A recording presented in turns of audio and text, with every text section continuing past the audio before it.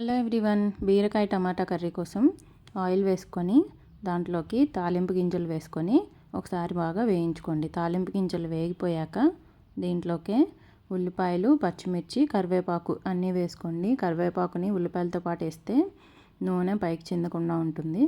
ఈ ఉల్లిపాయల్ని బాగా మగ్గించుకున్న తర్వాత దీంట్లోకి అల్లం వెల్లుల్లి పేస్టు, కొంచెం పసుపు, ఒక హాఫ్ టేబుల్ స్పూన్ కారము, జీలకర్ర పొడి. నేను జీలకర్ర వేయలేదు తాలింపులో, అందుకే జీలకర్ర పొడి వేశాను. హాఫ్ టీ స్పూన్ ధనియాల పొడి కూడా వేసుకొని మొత్తం అంతా బాగా కలుపుకోండి. వీటిని ఒక 2 మినిట్స్ పాటు వేయించుకోవాలి. మంచిగా అరోమా రావాలి వేగిపోయాక.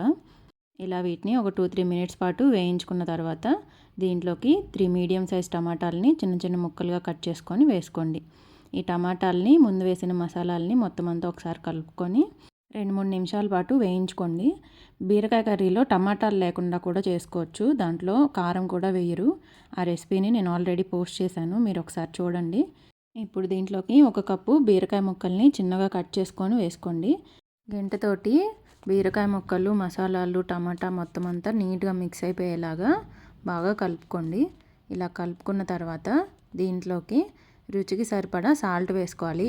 కర్రీలో అయినా సరే మనం ఏవైతే యాడ్ చేయాలనుకుంటున్నామో అన్నీ యాడ్ చేశాక చూస్తే మనకి సాల్ట్ ఎంత వేయాలనేది ఆ క్వాంటిటీని బట్టి ఈజీగా అర్థమైపోతుంది. నెక్స్ట్ టైం మీరు కూడా ఈ టిప్ ఫాలో అవ్వండి. ఇలా మొత్తం అంతా ఒకసారి సాల్ట్ వేసుకొని కలిపేసుకోండి. ఇప్పుడు మనము మూత పెట్టుకొని ఉడికించుకోవాలి.